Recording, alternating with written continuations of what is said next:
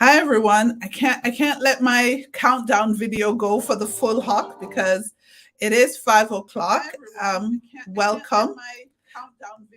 Let me mute myself. I think I'm hearing myself. Welcome. 1 second. Let me mute myself. I think I'm hearing myself. 1 second, guys.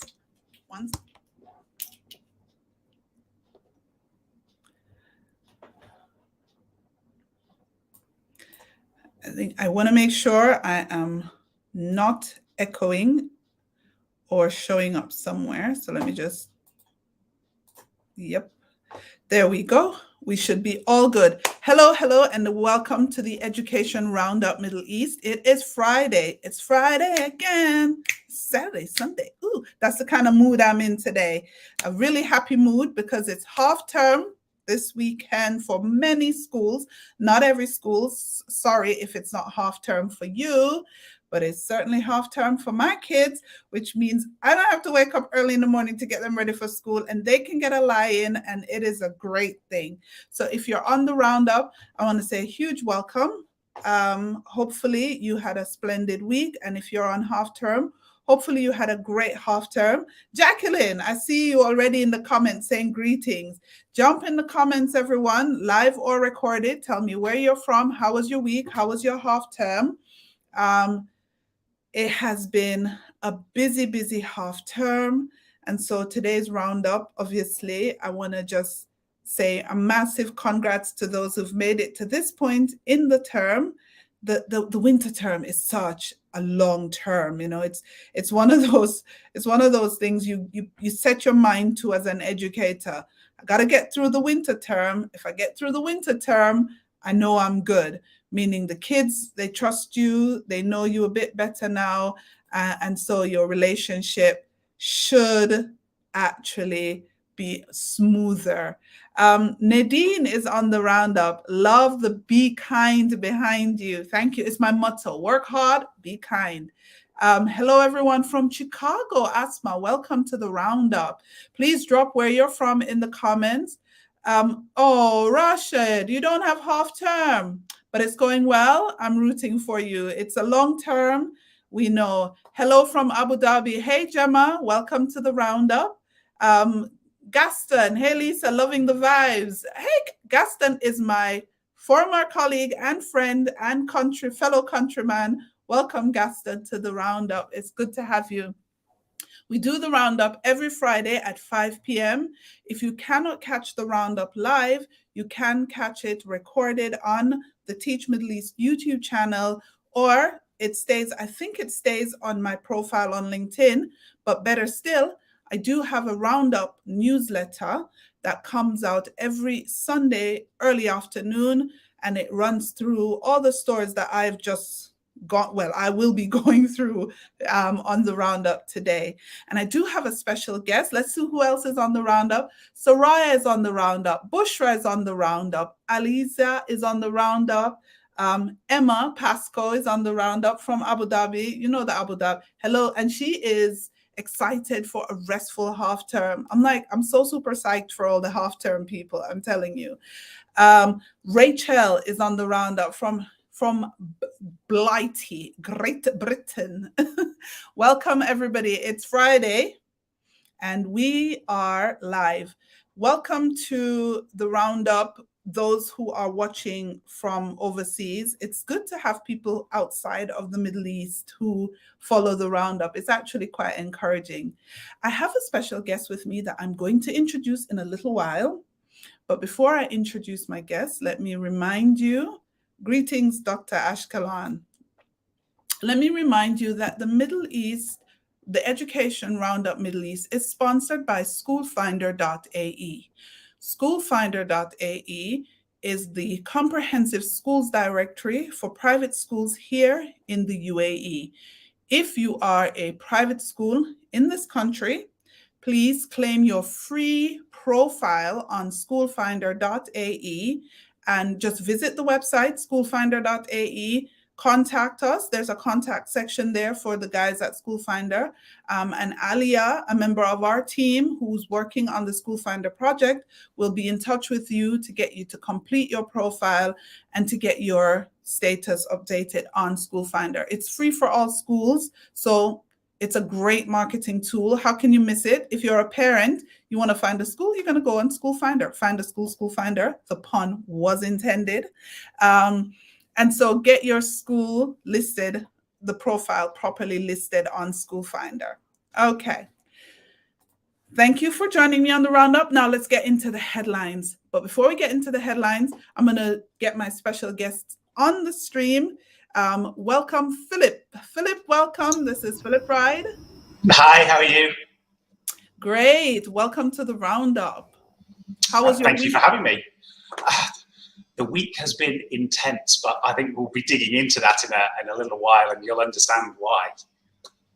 Okay. I tell you what it is with this time of the year. Like I said last week, when the weather starts going down in temperature, the activities start going up, and you just get busier and busier as the weeks go by. And it will run like this until Ramadan, inshallah. Yeah. So we're kind of pumped and getting our energies up. We're working out, keeping fit, and making sure we can keep up with what's going on. Right. Let's jump into the headlines. Sorry, I see a few more comments, and I love to talk to my people. So let's see who is on the Roundup. Hey, Sanya, welcome to the Roundup. Can't see you guys. Is the camera off? No, don't know why that is. Are you seeing me? Let me know in the comment if you're seeing us. Sanya, welcome. If you're seeing us, let me know if you're not seeing us, because the camera is on and we are live. So just drop it in the cameras are on, Emma. Thank you. So I don't know what that glitch was. Fine, just wave, make everybody aware. It's okay from my end. Thank you. I'm here, people. It's Friday. Hey. Okay, let's get into the headlines. Too much playing for today. First headline we're addressing is, I think this news isn't new. Something in my head tells me every year I see a headline that says GEMS is for sale. Now, please, people from GEMS Education, maybe you can keep me updated on what's going on. But recently, and especially this week, there's been a lot of talk about GEMS being for sale. And they're saying that there are several potential buyers. This comes to us from Gulf Arabian Business, actually. And if you don't know who GEMS Education is, where have you been? Like under a rock or something? There is definitely more than 60 GEMS schools, or I think just about 60 GEMS schools, both in the region and further afield. And they're up for sale, partially up for sale. They've been valued at a whopping $6 billion. Now, if people think there isn't money in education, listen to that figure again. They've been valued at as high, it could be lower, but as high as $6 billion. Now, put a drop in the comment if you work at GEMS. What are your thoughts on the fact that the current owners, the Varki family, are putting the company up for either full sale or they're selling, majority stakes in the company to investors? And I hear, based on the article, that there are quite a few interested parties, some sovereign funds are looking at acquiring it, and other really big time investors. So who knows? Maybe GEMS could be owned by somebody new early next year. Let me know your thoughts in the comments. I'll go to the comments now, see what's going on. Someone says, I had a problem. Press full screen. Okay. Asma is saying it's still not working for her for some reason. And it still didn't work. I don't know why. But a comment, if I can, to that. Just some of my background investments and bits and pieces. It will be interesting, whoever takes it over, what potential impact that has on service delivery, obviously to the teachers, the support staff, everybody else, and what actually happens in the classroom. Because is it somebody who comes in who doesn't have any background in education and they see it as a business, which we know it is, but okay, what are some of those potential side effects or knock-on effects of somebody who then has a responsibility of delivering an education service? So it will be interesting to see what happens with that deal. Yeah. Tell me something, Philip, because I often wonder, like, when investors are looking at education, of course, there is money. It's an industry that won't go anywhere. Do they understand the heart part of it? Because education is both business and heart. You cannot go into the service. It's like medicine, right? You can't go in there unless you have a heart for it. And I wondered, do you think investors really think about the heart of what they're taking on? That's a great question. And actually, it's really difficult to answer because, like anything, you get a blend. Some are just numbers people, and it's like, okay, what's my return profile? How much money am I going to make over what time period? Okay, what do I potentially need to add as extra funding operationally or for new equipment or facilities or whatever it may be? Others, yes, they'll be like, actually, we see this as a mission. It's to educate people. It's for the next generation. Okay, how can we support that? So you will get a mix of different types of people in the investment space. Yeah. When you think of, listen, so I've been on both sides, right? I've been in meetings, obviously, as a teacher and, as a school leader, where all we're talking about is the children, and how much we really want them to gain from their education. And then when I left and now go on the business side of education, like, it's a complete divide. There is a gap as wide as you can imagine between the business and what we do in schools. And I am curious to know, like, the investors who are looking at this company, GEM, such a massive company, how much they're thinking about sort of like the children and the teachers. Like, how much are they really, or are they going like, what is my annual recurring revenue? What is this and what is that? And, like all these different acronyms that they have, EBITDA and this and that. And what is going to be sort of their priority? So yeah, let's watch this space, right? And see who takes over GEMS, if anyone does. Like I said, this isn't the first year I've heard that. I remember they were going, I think they IPO'd. Do you remember if they IPO'd? I remembered something like that, but I'm not quite sure. So two things I remember. There was a small stake taken, and then there was a separate story of the partnership with network of schools in Saudi. So those are the two big stories I remember over the past couple of years. Yeah, I remember those two, but something in the back of my mind tells me I have heard of them selling stakes, not the minor stakes, but major stakes into GEMS, and I'm not. So, but anyway, I might be wrong. Let's see what some people are saying in the comments. So Emma is saying, oh, wow, definitely heaps of money in education. It will be interesting to see how that impacts the direction each school will move forward in. That is a key thing, because obviously when new people take something over, they've got new ethos, new vision, new mission. And so you need to now, everybody in that, all the stakeholders need to now realign with the new owners. And that's not always easy. There are teething and growth pains in that. So we've got to watch that and see what happens. Our next story, if I may move on, comes from Abu Dhabi. Now, I read this story and instantly my parent antenna went pew-ing. Parents raise concerns after children at Abu Dhabi school fall ill. So what happened is this was in the National actually, quite a few kids at Sunrise English School, Sunrise, not English, sorry, let me correct that, Sunrise Private School suffered from diarrhea and vomiting. They're saying about 70 kids. Parents are saying it's because school didn't handle the food properly, but the school is saying it's because kids were sharing food among each other. Now, here's the tricky thing. If you've got kids like me, they come home with stuff from their friends. I generally want them to take things that are sealed, packets of stuff. So maybe packets of sweets or crisps, and something that hasn't been opened. But how can you control that? how can you control?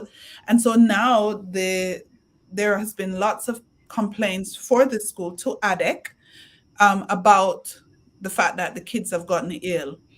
But I don't know, as a former school leader, I'm thinking, unless I ban completely bringing food in and sharing, which even then, controlling that is so hard. What are your thoughts on that, Philip? I think you've just said it. It's really hard to control. If you think going into a canteen or some students in the classroom, it's like you can't police everybody all of the time in the same way that any other activity that you're asking children to do, you can't police it all of the time. So it's going to happen. Yes, you can try and reduce those risks. Again, one of the processes for food coming in, preparation, is it delivered through a canteen? Is it pre-packaged? What is that process? What does it look like? Kids bringing stuff from home, again, is that pre-packaged? Is it stuff that they've prepared at home? The sharing side, that's always difficult because kids are like, oh, what have you got in there? Oh, that's quite nice. Fancy sharing that. It's just a natural part of being a child. Yeah. I agree. Russia is saying children will be children. There is no way to control it. And it's true. I can tell my boys not to take food from other kids. But if someone has a tasty piece of food or something and they fancy it, they're going to ask for it. And where am I? I'm at work and they're at school. How can I control that? It's hard. I just think if you're sending stuff in with your kids, just kind of be mindful of how it's prepped. There are lots of allergies, so be careful as well, because they're nut allergies and fish allergies and God knows, there's just loads. So I think if, as a parent, when it's around this time, no, not now, but closer to National Day and stuff, I do send things in, but I try to send things that are packed. And I buy them from, Carrefour or wherever. I don't try to bake. Not like I'm not really Susie home baker kind of lady anyway, so he wouldn't be getting that. But it would be hard to say that that's not going to happen, Russia is saying, I've seen children swap sandwiches like their life is depending on it. Listen, some kids come with things that are more attractive to other kids and they just want to taste. And yeah, we're going to leave that story at that. There's nothing we can do about that. We just can't stop it. The next story takes us over to Qatar. Now, secretly, with this World Cup coming up, I am wondering how schools in Qatar are functioning. But the latest news out of Qatar is that the ministry has announced new hours of working for staff and students. So the working hours for staff and students in governmental and private schools in Qatar are from 7 in the morning until 12 in the afternoon. And this will be it's really from the 1st to the 17th of November, because from November 20th to December 22nd, schools in Qatar will be on vacation. So same time as the World Cup. Yeah. Think about that. Think about that level of change and disruption. So for all my Qatar folks, it sounds good having that long break in the winter term, but I can just imagine the mad rush after the World Cup to make up for lost time. If you are tuning into the roundup from Qatar, what are your thoughts? How are you going to make up for these shorter days and the long break during the winter term? Are you guys gonna have a longer summer term, which would be a nightmare? Because if you've ever been in Doha in June, have you been there, Philip? No, it's one of the places in the region that I haven't been yet. Yeah, Qatar is lovely. I really enjoyed going there. And by the way, my Qatar colleagues, Teach Middle East tour is coming to you February 8th at the Park House Academy. It's the Teach Middle East meet. It's at Park House in Doha, February 8th. And I will be sharing more about that in the coming weeks. And we're also heading to Riyadh, Manama, and Muscat, but those dates are yet to be confirmed. But the confirmed date is February 8th for Doha. I love Doha, but you don't love Doha in June or July. And it's just like here, but I think it gets hotter there for some reason. It feels hotter. So I can just imagine. Let me know. Let me know, what are they doing. Let me see if anybody from Qatar is in the comments, because I would love to sort of know what they're doing the World Cup, if they're going to sort of have longer terms coming up. Oh, people still still talking about the previous story, but we'll get back to that. Ali is saying, what about the kids that have their GCSEs or IB exams? That's what I'm worried about as well. What a learning experience, though, for the students in Qatar. Too bad the schools aren't optimizing the real world learning with the World Cup. Can't speak to that, but I do know that it's a vibe in Qatar now, with everybody kind of descending on the country, and football fans coming from all across the globe. I can imagine, as a school, there's a lot for you to be doing the World Cup in your curriculum. So I love to hear what schools are doing to make this come alive to their kids, especially the kids who will be taking part, because I know there are like kids who will be taking part in the whole World Cup. And they'll be off on holiday. So why not? Let me know.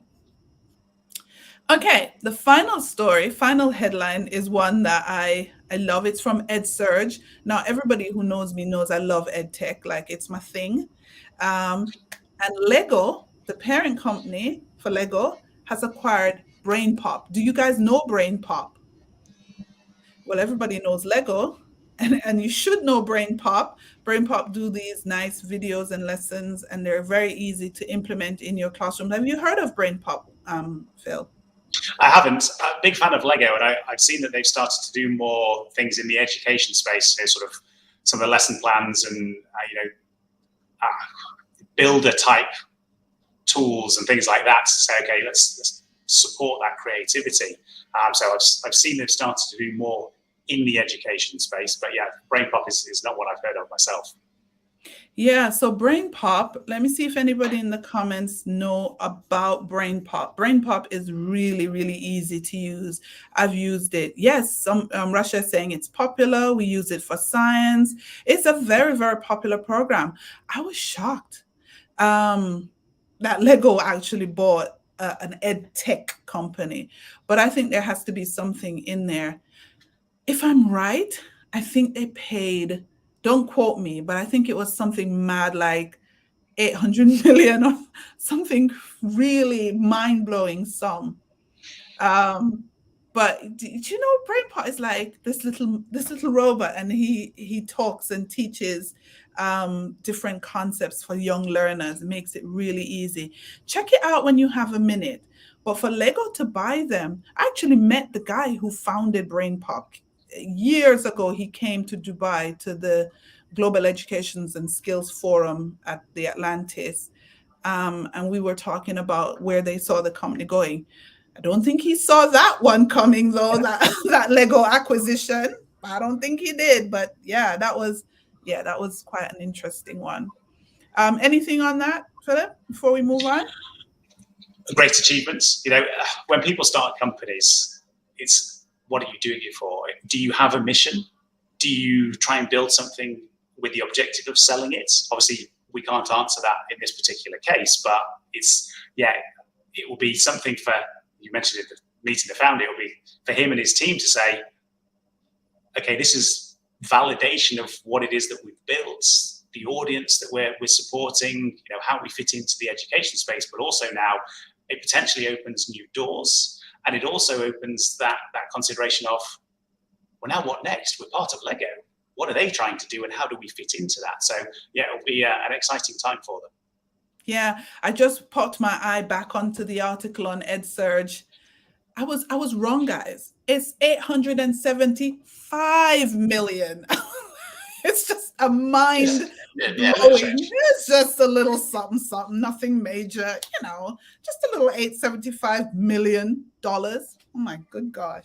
Makes me want to go start an edtech company. What do you say, Philip? What can we build? What can we build? We need to think about that. Just because, again, is it content and is it lessons? Is it quizzes and tools? Is it something for the staff and lesson plans? Who is your audience? There's so many things to consider. I'm going to work right after the roundup. I'm putting my head down, my pen and my paper. I'm gonna figure something out. If I get a half, why am I greedy? A third of that, I'm good. Anyway, thank you so much for being on the roundup with me. Let's head into the upcoming events. And before we head into that, I'll just hand over to Philip to talk to you about some interesting things that are happening around esports in this country and a program he's running. So go ahead, Philip. Thank you very much. Exciting times. You may have seen the news about the Dubai Esports Festival. It's happening through November. Minecraft is going to be part of that. So there are a couple of more traditional esports tournaments and activities taking place. There's also a conference, which is the Initiate Summit. There's going to be a game expo where people can come and get sort of hands-on with games and experience different things. But there is a schools Minecraft tournament. Sadly, registrations have just closed, but there are a number of different schools involved in that. The structure is treasure hunt using some of the creative flash maps that Microsoft have put out. And so the next couple of weeks, obviously half term next week, but after that, there'll be some online qualifiers and those schools and teams who have submitted their entries will be playing. And then on the 10th of November, the final set of teams, looking at the final 4 teams, will be invited to Game Expo to play on stage for the championship title. So that's going to be a fantastic experience for those students. And this tournament is for students in years 4, 5, and 6. Obviously, it translates differently depending on the curriculum, but I guess ages 8 to 11. So yeah, that's going to be a great opportunity for those students to get up on stage, play in front of an audience, have that experience of playing Minecraft, but in a slightly different way. So it's not creative mode. It is playing competitively. There's time limits, there's objectives, there's various other things in there. So yes, it's going to be really exciting. But one of the great things about the Dubai Esports Festival, so it's being operated by Dubai Department for Economy and Tourism. They are inviting schools and students to come to the Game Expo on the 10th of November. There'll be some career activities and other things going on as well. So if there is anybody, if you're watching this and you watch the replay and you are a teacher who wants to think about, can I fit a school trip in? There is that opportunity. You just need to get in contact with the organising team and they'll be able to give you some details. There is a small ticket cost for entry for the students, but they'll be able to give you all the details. So if you are interested, I think the email address is schoolsdef, which is obviously the shorthand for Dubai Esports Festival, and then it's at dubaidet.ae. So if you are interested, there is that opportunity either to come and watch the Minecraft finals and spectate and cheer on some of the students participating in that, or come and get involved in some of the other activities that are going on the 10th of November, and that's a Thursday. Can you say that email again? Schools.def.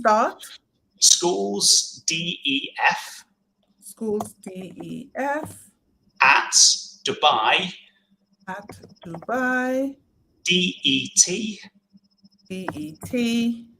Det.ae. So I'm putting that in the comment section, guys.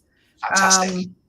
Schools DEF at Dubai det.ae. If you want to go and watch with your students, I think they'll be really, really enthralled. We know how much students love their Minecraft. My kids love a bit of Minecraft. They play Minecraft. Do. The response from the schools and the students has been phenomenal. So, for context, I have responsibility for managing and operating this tournament on behalf of Dubai Department of Economy and Tourism, and I say the response from some of the schools and the enthusiasm and the passion from the students is fantastic. Brilliant. So that leads me nicely on. So you're not getting rid of Philip just yet, because Philip will also be at the STEM MENA conference talking about mathematics, talking about esports, talking about how we can utilize, because listen, if the students are already playing these things, we might as well get them to channel that into really constructive areas of their lives. So STEM MENA, I'm going to be talking about this until the cows come home. You must register. We only have places for 200 teachers, and we already have schools sending groups of teachers to STEM MENA. If you need to be in the building on November 12th, you must head over to www.stemmena.com. The agenda is up on the website. The speakers are all up there. And if your school has some great STEM teachers, STEM club, STEM programs, please put an application in. It's a very short application. Put an application in for a STEM MENA award. It is a great way to gain fantastic recognition for the work that you're doing in your schools regarding STEM. And you will be invited along, as long as you're shortlisted, you'll be invited along free to STEM MENA to both see what's going on, take part in the event, and hopefully win. So you got to get involved. www.stemmena.com. I really look forward to having you. Listen, when we do a conference, we make sure we do it really well because it's a Saturday and people are taking time out of their personal time to come and spend it with us. So we want to respect that. And so we make sure it's fun, engaging, hands-on, and beneficial to you if you are a STEM educator. Or, you know what, to be honest, it's for all educators because we all are STEM, STEAM. There's just so much in there for everyone. So no one is excluded. You're all involved. You're all invited. Come along to STEM MENA. Then right after, oh, sorry, Philip. Anything on STEM? No sneak peek on your actual program? I'm looking forward to it. I think when I spoke to Philip about his involvement he told me his week. So if he's come on the Saturday and showing you sign language, it's because he's had the tournament and lots going on. But it will be a buzzy affair, and I think you should be there. Thanks for agreeing. My voice. So the day before, I mentioned to you, so Thursday the 10th, obviously I'll be supporting the Minecraft tournament at Game Expo.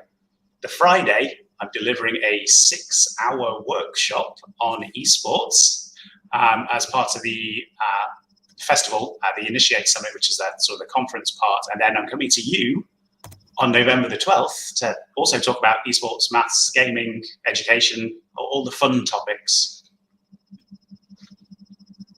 So definitely come along to STEM MENA. You have to register, guys. You must register. This is at the Le Méridien Dubai Hotel and Conference Center. And we stress registration because it is important to, have the numbers. We have to cater for you. We have to have a nice lunch, nice coffee breaks, nice catering. And if we don't have you registered, we can't cater properly for you. So please go ahead, head to stemmena.com and register. And thank you for agreeing to speak, Philip. I am so looking forward to your session. I'm looking forward to it. It'll be interesting to see what the response is. For context, not giving too much away, I'm not an educator. I've been in esports and gaming for 21 years. So I'm coming at this from a slightly different angle. And that's where it would be interesting to see the response from the audience at the conference. Yeah, I and you know what it is as well, because education, we're so much in our schools that sometimes we don't get to see what's going on outside. So the people who are coming to STEM MENA are going to really benefit because they're going to be getting industry insights, and we don't always get that in education. So I'm really pumped. Right. Now, right after that, we have Guest Dubai. And Guest Dubai is at the World Trade Center, and it's going to be from the 15th to the 17th. So go to guestdubai.com to register. And obviously, it is going to be a full 3 days of exhibition, lots of opportunities to go into sessions and see what's new on the market. We also have a stand at Guest Dubai. So you can visit Teach Middle East at stand S62. I'm going to be putting out more details on that this coming week. But visit us, visit our stand, grab a copy of the mag and talk to us. We love to chat. We love to chat with the educators and take a selfie and just have a good time. And right after guests, not right after, but very close after guests, the following term will be the Middle East School Leadership Conference, and that's also in Dubai, February 22nd and 23rd. So every week on the roundup, I give you reminders. Please put a note in your calendar so that you don't miss any of the upcoming events, and we'll add more each week. Right, so we're a little over our time. So to wrap up, I just want to remind you to go check out the Teach Middle East podcast. There are loads of goodness. It's on all your podcast players, some fabulous guests. So please check that out and connect with me. I'm Lisa Grace Wilson. I'm on LinkedIn and Twitter. On Twitter, I'm at Lisa Grace. On LinkedIn, I'm at Lisa Grace Wilson. And I really look forward to chatting with you, connecting with you, messaging with you. Thank you very much, Philip. Thank you for having me. It's been a real pleasure. You're a great guest. I might have you back. That's fine. I really enjoyed it. I really enjoyed having you, and especially getting your insights on the weekly headlines. So that was brilliant. Thank you, everyone, for joining us. My parting words every week.